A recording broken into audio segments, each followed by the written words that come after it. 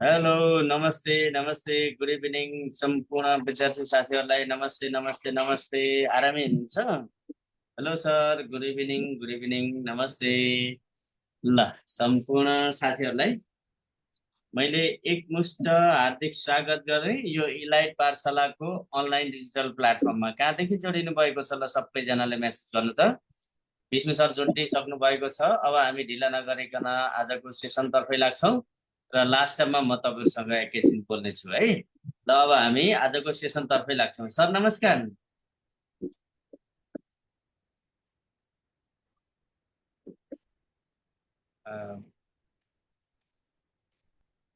Okay, नमस्ते sir, नमस्ते।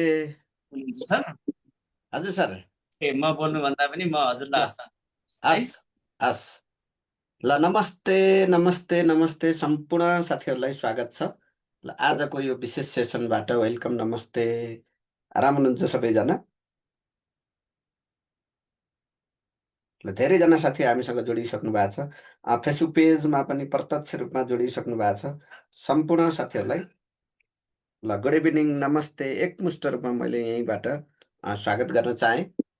ल, धेरैजना साथीहरू एक्टिभ हुनु होला है। एक्टिभ तरिकाले तपाईँ यो आजको सेसनमा लाग्नुपर्ने हुन्छ। ल, एकदमै आरामै तपाईँहरू आराम भइसकेपछि ल, सम्पूर्ण साथीहरूलाई फेरि पनि स्वागत छ। यो दैनिक प्रश्नोत्तर सेसन एकदमै महत्त्वपूर्ण प्रश्नहरू छन् आजको सेसनमा होइन। नजान्नेबाट जान्नेतिर जाने भनेको विपिनजी,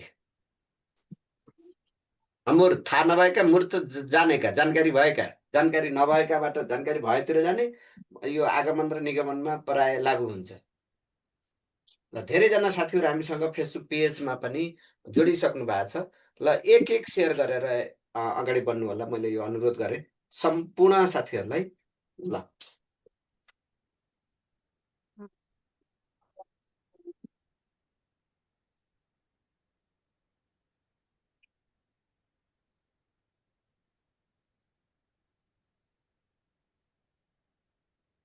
ल, धेरैजना साथीहरू जोडिसक्नु भएको छ।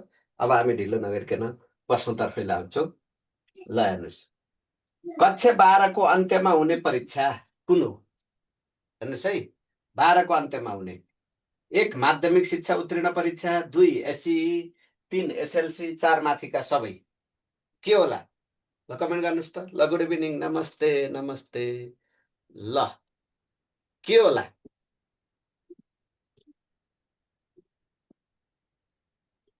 बी भन्नुभयो, ए भन्नुभयो। अब यहाँ मध्ये अब माध्यमिक कक्षा 12को अन्त्यमा हुने परीक्षा भनौँ सिधै होइन। माध्यमिक कक्षा 12को अन्त्यमा त के हुन्छ? एउटा माध्यमिक शिक्षा उत्तीर्ण हुन्छ, माध्यमिक शिक्षा सकिन्छ। एउटा चाहिँ 10लाई एसएलसी, 12 एसई, 12लाई एसएलसी भन्छ। भनेपछि अर्को के हुन्छ? 2 भनेपछि 1 र 2, 3, 1 र 3 ठिक भनेपछि त के हुने भयो? अप्सन सी हुने भयो होइन। 2 र 4 ठिक होइन, 1 र 3 ठिक।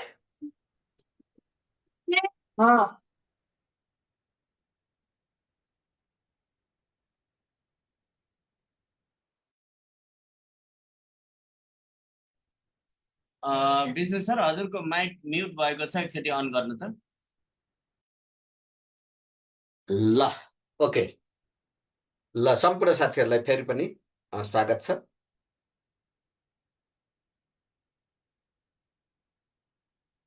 हो, ल, अब ठिक हुन्छ है। ल, अब ल हेर्नुहोस्, सार्वजनिक गुठी अन्तर्गत विद्यालय सञ्चालन गर्दा सञ्चालन बोर्डमा न्यूनतम कतिजना सदस्य हुनुपर्छ? ल, सार्वजनिक गुठी र निजी गुठी भनेर हामीले शिक्षा ऐनमै पढ्छौँ यो होइन। विद्यालय सञ्चालन गर्दा, गुठी अन्तर्गत सञ्चालन गर्दा त्यो सञ्चालक बोर्डमा सार्वजनिक भए 5 जना, निजी भए 3 जना भनेको हो। भनेपछि यहाँ हामीलाई सोधो, सार्वजनिक गुठी छ भने त्यहाँ 5 जना हुनुपर्छ। सञ्चालक बोर्डको न्यूनतम सदस्य गुठिया ट्रस्ट। ल, ओके।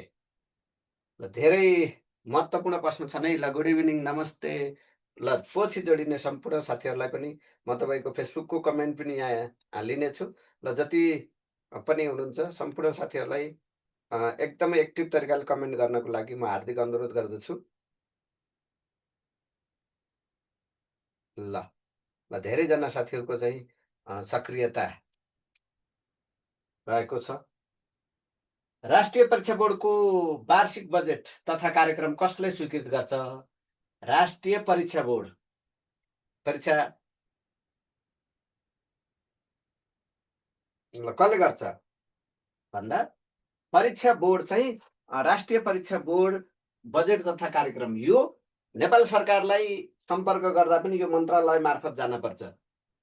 त्यही भएर सिधै यसलाई नेपाल सरकारले होइन, यसले त नेपाल सरकारसँग सम्पर्क गर्न पनि मन्त्रालय मार्फत सम्पर्क गर्न पर्छ भनेर पढेको हो कि होइन? त्यो भइसकेपछि त अब त्यो सम्पर्क गर्दा पनि यसको पहुँच यहाँसम्म नपुगेर यो शिक्षा मन्त्रालयको मातहतमा रहने भएको हुनाले सबै कुरा यही शिक्षा मन्त्रालयले हेर्छ। प्रतिवेदन पनि यसैलाई बुझाउँछ। नेपाल सरकारसँग जानु पर्यो भने पनि शिक्षा मन्त्रालय मार्फत चाहिँ नि नेपाल सरकारसम्म पुग्ने काम गर्छ।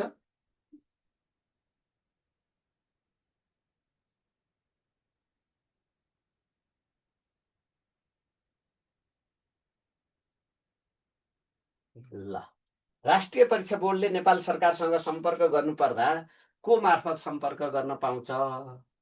ल चिटिङ भयो है त, बर्बाद भयो, अघि भर्खरै चिटिङ भयो। राष्ट्रिय परीक्षा बोर्डले नेपाल सरकारसँग सम्पर्क गर्नुपर्दा पनि शिक्षा मन्त्रालय मार्फत सम्पर्क गर्छ। मन्त्रालय मार्फत नै यसले सम्पर्क गर्छ भनेपछि त हाम्रो राइट उत्तर ए नै भयो।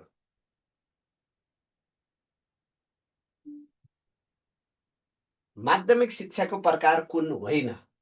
हेर्नुहोस् त, तलका मध्ये माध्यमिक शिक्षाको प्रकार साधारण माध्यमिक शिक्षा, संस्कृत माध्यमिक शिक्षा, गुरुकुल माध्यमिक शिक्षा, प्राविधिक तथा व्यावसायिक माध्यमिक शिक्षा। यिनी दुईटा सेम हो। यसमा चाहिँ के भनेको, यसमा संस्कृत र परम्परागत भन्ने थियो होइन, एन र प्रारूप अनुसार भनेपछि त अब तपाईँले यहाँ अब कुन होइन? ल धेरै साथीहरूको टेक्नोलोजी डी भन्नुभयो, प्राविधिक र व्यावसायिक माध्यम, यो त दुइटैमा पर्छ। ल यो दुइटैमा पर्छ, साधारण शिक्षा छ यो दुइटैमा पर्छ।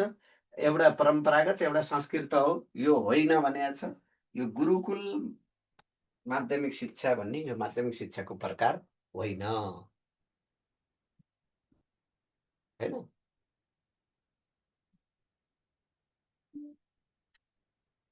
विद्यालय शिक्षाको माध्यम भाषा कुन हो? ल विद्यालय शिक्षाको माध्यम भाषा कुन माध्यमबाट पढाउन मिल्छ विद्यालयमा? नेपालीबाट, अङ्ग्रेजीबाट, नेपाली वा अङ्ग्रेजी, अङ्ग्रेजी वा नेपाली, दुवै भाषा। केबाट पढाउने? कि त नेपालीबाट पढाउने, कि त अङ्ग्रेजीबाट पढाउने, नेपाली अङ्ग्रेजी दुइटैबाट पढाउन नि पाइने भनेपछि विद्यालयको भाषा शिक्षा ऐनले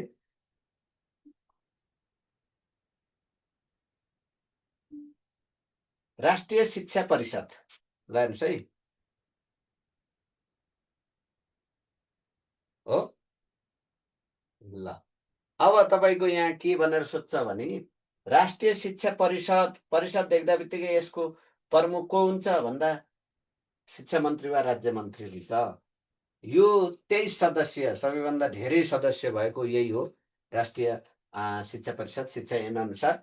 यसको एउटै मुख्य काम हो, यसको मुख्य काम यो कन्ठै बनाउनु होला। राष्ट्रिय शिक्षा परिषदको मुख्य काम भनेकै यो 8औं संशोधनले व्यवस्था गरेको शिक्षा ऐनको शिक्षा सम्बन्धी नीति निर्धारण गर्न नेपाल सरकारलाई सल्लाह तथा सुझाव दिने है। शिक्षा सम्बन्धी नीति निर्धारण गर्न नेपाल सरकारलाई सल्लाह तथा सुझाव दिने काम कसको? राष्ट्रिय शिक्षा परिषदको मुख्य कार्य हो। ल ठिक छ, ओके। त्यसो भने त्यही राष्ट्रिय शिक्षा परिषदको अध्यक्ष त शिक्षा मन्त्री वा राज्य मन्त्री हुन्छ, त्यसमा दुई मात्रै भएन। सदस्य सचिव को हुन्छ?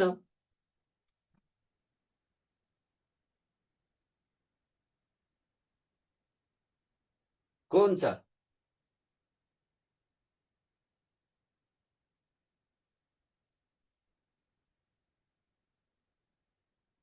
शिक्षा मन्त्रालयको उच्च शिक्षा महाशाखाको सहसचिव, माथिका कुनै पनि होइन। शिक्षा मन्त्रालय, विद्यालय शिक्षा महाशाखाको सहसचिव, शिक्षा मन्त्रालयको योजना महाशाखाको सहसचिव, योजना महाशाखाको सहसचिव को हुँदो रहेछ?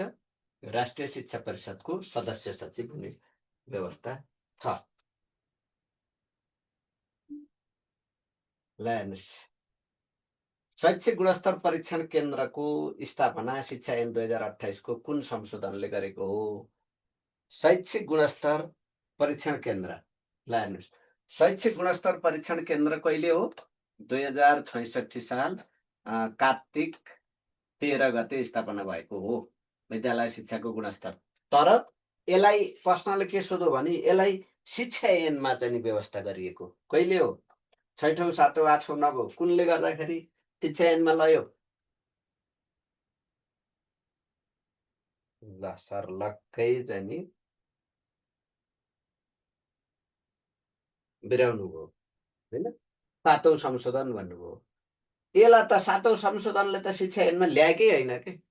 7औं संशोधनले त के गर्यो? यो 66 मा आफै स्थापना भएको थियो। 8औं संशोधनले 73 315 ले यसलाई शिक्षा ऐनमा बल्ल ल्याएको हो। भनेपछि त हामीले 7औं भन्न मिलेन नि, गयो। ल धेरै साथीहरूको यो त लगभग 95% साथीहरूको गयो। अझै म त एमा गएको होइन त, रियलमीजी।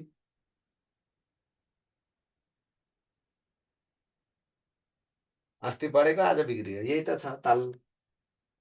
शिक्षा ऐन स्थापना, प्रमुख शिक्षा परीक्षकको नियुक्ति, राष्ट्रिय परीक्षा बोर्डको यो चाहिँ के अरे शैक्षिक गुणस्तर परीक्षण केन्द्रको काम गर्नको लागि एउटा प्रमुख शिक्षा परीक्षकको नियुक्ति गरिन्छ, जहाँ 3 जनाको सिफारिस गरेकालाई कसले?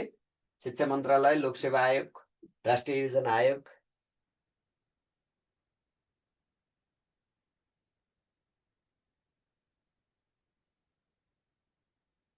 नेपाल सरकार होइन। प्रमुख शिक्षा परीक्षकको नियुक्ति सिफारिस गरेका 3 जनाले सिफारिस गरेको व्यक्तिलाई नेपाल सरकारले नियुक्ति गर्छ।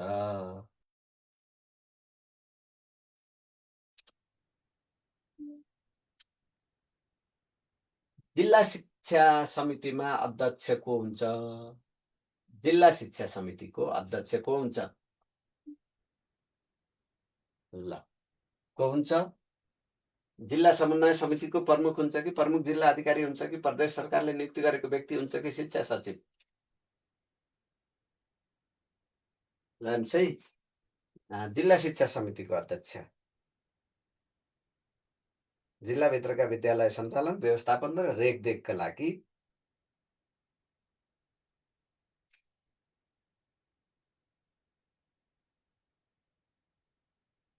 पक्कै पनि के हुन्छ? जिल्ला समन्वय समितिको प्रमुख। जो समन्वय समिति हुन्छ त्यो चाहिँ जिल्ला शिक्षा समितिको अध्यक्ष हुन्छ।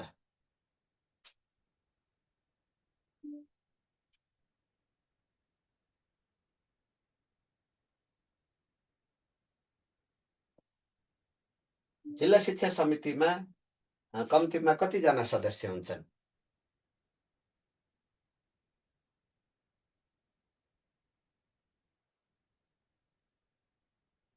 ल धेरैजना साथीहरूको एकदमै पनि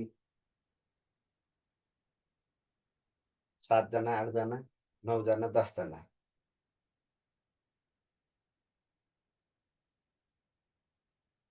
सातजना हुन्छन् र जिल्ला शिक्षा समितिमा 9 जना भने चाहिँ मान्थे मैले त होइन र?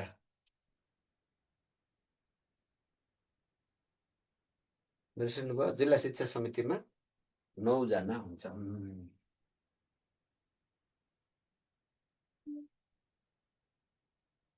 सामुदायिक विद्यालयहरूमा नियुक्त लेखा परीक्षकको पारिश्रमिक कसले तोक्छ? ल लेखा परीक्षणको पारिश्रमिक कसले तोक्छ? सामुदायिक विद्यालयहरूमा नियुक्त लेखा परीक्षकको पारिश्रमिक कसले तोक्छ? जिल्ला समन्वय समिति, जिल्ला विकास तथा समन्वय इकाइले, जिल्ला शिक्षा समिति, शिक्षा विकास निर्देशनालयले। कसले तोके बमोजिम हुने?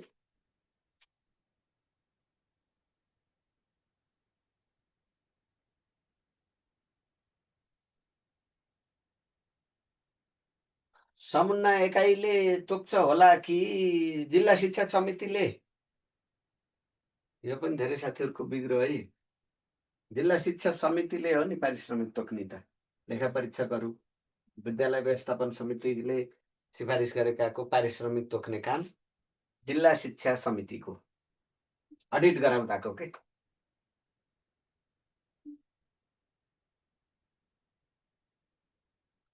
शिक्षक सेवा आयोगको अध्यक्ष हुन कुन योग्यता चाहिन्छ? अध्यक्ष हुनको लागि के योग्यता चाहिन्छ?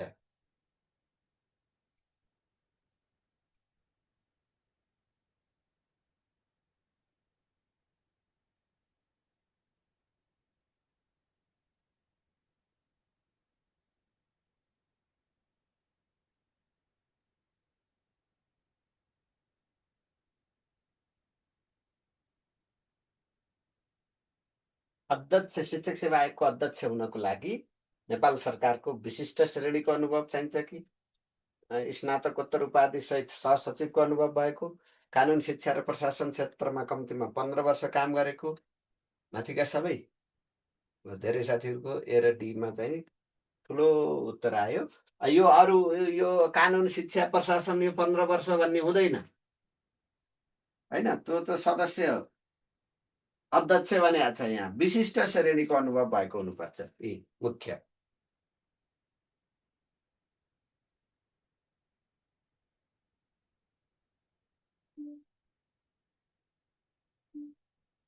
शिक्षक सेवा आयोगको अध्यक्ष कति वर्षको उमेरसम्म पदमा बहाल रहन सक्छ हैन? कति वर्षसम्म बहालमा रहन सक्छ? 65 हो कि 60 हो कि 58 हो कि उमेर लाग्दैन? के होला? ल धेरै साथीहरूको एकदमै अब सी भन्नुभएको धेरैजना साथीहरूले 60 वर्ष ए पनि भन्नुभएको छ र ए र सीमा पुरै जाने एन्सर आयो। सी नै हो ए नै हो, सी नै हो ए नै हो हैन। तपाईँहरूको उत्तर हो। राइट उत्तर त के हो? बी पनि एउटा आयो है।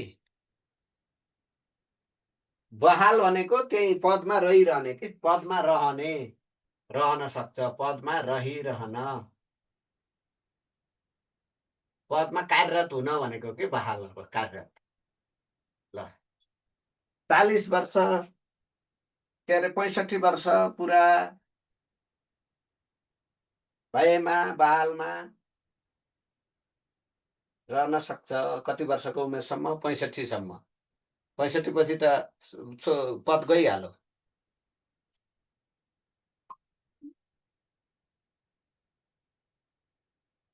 शिक्षक सेवा आयोगलाई विद्यालयमा रिक्त स्वीकृति दरबन्दी अनुसारको स्थायी शिक्षक पद पूर्ति विवरण कसले उपलब्ध गराउँछ? ल कति मिठो प्रश्न है। यतिका प्रश्नलाई गाह्रो त भन्नै भएन। यो त शिक्षा ऐनको फिक्स क्वेसन। यहाँ केही कुनै क्वेसन, आजको क्वेसन त तपाईँले पुरै मिलाउनु पर्छ आयोग दिने साथीहरूले त। यहाँ कुनै बटारेकै छैन, जे छ सिधा छ। यहाँ कोही शिक्षाको घुमाएको प्रश्न एउटा पनि छैन अहिलेसम्म। यी प्रश्नहरू भनेको त जे छ फ्याक्ट कुरा। ए स्वीकृत स्थायी शिक्षकको पदपूर्ति अब सङ्ख्या विवरण उपलब्ध गराउने भनेर हामीले कसरी विवरण उपलब्ध गराउँछ भनेका थियौँ भन्दा विद्यालयले कसलाई? विद्यालयले चाहिँ स्थानीय तहलाई, स्थानीय तहले फेरि कसलाई?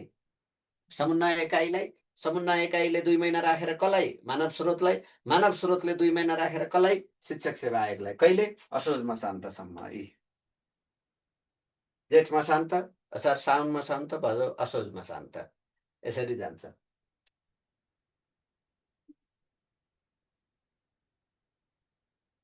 घुम्ती विद्यालय कहाँ सञ्चालन गर्न सकिन्छ? ल यो पनि विकट हिमाली क्षेत्रमा कि विकट हिमाली जिल्लामा कि दुर्गम हिमाली जिल्लामा?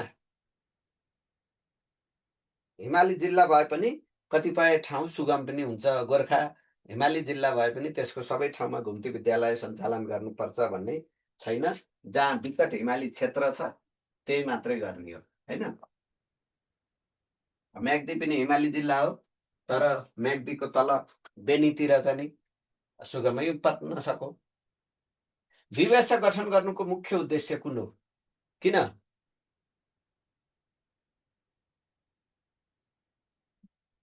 यो 7:30 बजेदेखि सुरु हुन्छ है क्वेसन एन्सर। 7:30 बजेदेखि फेरि रेगुलर क्लास सुरु हुन्छ। नयाँ जोडिएका साथीहरूलाई यो जानकारी गराएँ मैले। ल, विद्यालयको सञ्चालन, रेखदेख र व्यवस्थापन यो एकदमै महत्त्वपूर्ण छ। विद्यालय व्यवस्थापन गर्नुको मुख्य कुरा नै के हो? सञ्चालन गर्ने, रेखदेख र व्यवस्थापन। सुधार्ने पठन पाठन अरूभन्दा पनि मेन चाहिँ सञ्चालन, रेखदेख र व्यवस्थापन, तिनटा कुरा। प्राविधिक तथा व्यावसायिक विषयमा अध्यापन गराउने माविको विवेशमा कतिजना विवेशका सदस्य हुन्छन्? प्राविधिक हारको चाहिँ नि पढाइयो भने अब त्यहाँ के हुन्छ? अरूमा 9 जना, अहिले 7 जना हैन, 2 जना जिल्ला तहको थपिँदाखेरि 11 जना। विवेशलाई कसले विघटन गर्न सक्छ? विद्यालय व्यवस्थापन समितिलाई विघटन गर्न सक्ने को? कसले विघटन गर्न सक्छ? यत्रो दम कसिन्छ भन्दा जिल्ला शिक्षा समितिसँग छ। यो समितिले विद्यालय व्यवस्थापनलाई, समितिलाई विघटन गर्न सक्छ।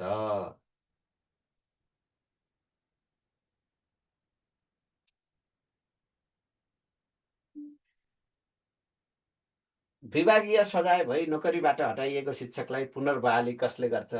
सजाय पायो, विभागीय सजाय, नोकरीबाट हटाइयो, फेरि नोकरीमा फिर्ता ल्याउनु पर्यो भने कसले ल्याउँछ? त्यो अधिकार कोसिन्छ नेपाल सरकार, शिक्षा मन्त्रालय, अदालत र शिक्षा सचिव।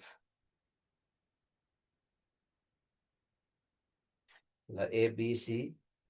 अब यहाँ के भनेको छ? विभागीय सजाय पाएर मुद्दा परेर नोकरीबाट हटाएपछि त अब फिर्ता पाउने कि नपाउने टुङ्गो चाहिँ मुद्दाको किनारा लाउन पर्यो नि। मुद्दा जित्यो भने त्यो मुद्दा कसले फैसला गर्छ भन्न खोजेको? अदालतले, कोर्टले हैन। अदालतबाट चाहिँ नि मुद्दा चाहिँ उसको पक्षमा भयो भने पुनः बहाली भयो, भएन भने गयो। परीक्षा प्रश्नपत्रको गोपनीयता भङ्ग गरेमा कति सजाय हुन्छ? ल, प्रश्नपत्रको गोपनीयता भङ्ग गरियो भने कसुरको मात्रा हेरेर हामीले यो परीक्षा सम्बन्धी धेरै कुरा पर्छन् है। अरूको तर्फबाट परीक्षा दिएमा, लापरवाही गरेमा, परीक्षामा हैन स्वीकृति बिना प्रवेश गरेमा, उत्तर पुस्तिका परीक्षणमा लापरवाही गरेमा, यी कसुरको मात्रा हेरेर के हुन्छ? 1 लाख जरिमाना र 6 महिना कैद वा दुवै सजाय हुन सक्छ। शिक्षा ऐनको 2028 मा कति दफा छन्? 21 मा कतिवटा दफा छन्? 2028 मा दफा 23 हैन, 23 वटा छैन, 21। शिक्षा ऐनमा 21 वटा दफा छन्। 19 ले दिएको दफाको अधिकार प्रयोग गरेर अन्य ऐन नियमहरू बनाइन्छ। शिक्षा नियमावली 2059 संशोधन सहित अनुसार संस्थागत माध्यमिक विद्यालयको अनुमति लिँदा कति रकम धरोटी राख्नुपर्छ? संस्थागत माध्यमिक विद्यालय, ल, सामुदायिक थियो भने 1 लाख पर्थ्यो भने संस्थागत हो भने कति पर्छ? 2 लाख पर्छ हैन। 2 लाख चाहिँ माविको धरौटी विद्यालयको खातामा राख्नुपर्ने हुन्छ।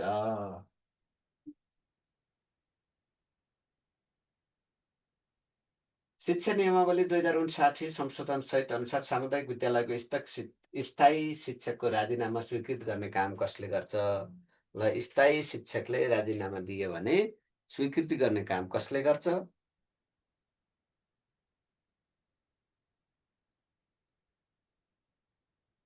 भन्दा शिक्षा विकास तथा समन्वय इकाइ प्रमुखले गर्छ। नियुक्ति पनि उसैले दिन्छ, परीक्षण कालमा हटाउन सक्ने अधिकार पनि छ र राजीनामा स्वीकृति पनि गर्छ हो। निर्देशक त उ गर्ने नि, बर्खास्त गर्ने, राजीनामाको कुरा छ यहाँ।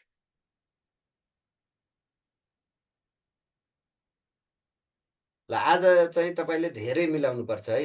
हो र जम्मा 17 13 यो त शिक्षा एनबाट एकदमै आयोग दिने साथीहरूले त यो चाहिँ धेरै मिलाउनु पर्ने हुन्छ। लाइसेन्स दिने साथी हो भने नयाँ हो भने तपाईँले कम मिलाए पनि केही फरक पर्दैन, पछि मिलाउनुहुन्छ यो पढेपछि होइन। ल धेरैजना साथीहरूको सुमित्राजी पछि आएर 11 हो 20वटा। विमलाजी त धेरै मिल्न पर्ने।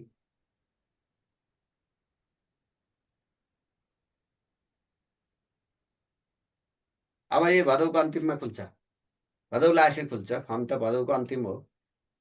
निमाविको निमावी मावि सँगसँगै जसो अलि पहिला मावि खुल्छ, त्यसपछि निमावी खुल्छ। निमावी बरु असोज पहिलो हप्ता जान सक्छ, माविको चाहिँ बढी भिड हुने भएर सर्भरमा। ल धेरैजना साथीहरू चाहिँ एकदमै महत्त्वपूर्ण प्रश्नहरू छन्। यसलाई फेरि एकचोटि हेर्नु होला र इक्जाम दिनु होला। र हाम्रो 7:30 बजे अब रेगुलर सेसन सुरु भइसकेको छ। सबैजना सिस्टमबाट जोडिनु होला। नजोडिएका साथीलाई अहिले भर्खरै चाहिँ नि जोडिनु होला। तपाईँहरूलाई चाहिँ नि एक्सेस दिनुहुनेछ हाम्रो टेक्निकल टिमले। अनि हामी कक्षामा भेट्नेछौँ। हस् त, ल गुड नाइट अहिलेलाई। ओके, धन्यवाद सर। ल सम्पूर्ण साथीहरूलाई सरले पनि बताइसक्नु भयो। अब हामी धेरै कुराकानी गर्दैनौँ, किन भन्दा 7:30 बजेबाट क्लास चलिरहेको हुन्छ। 98 570 84 804 अहिले नै तपाईँहरूले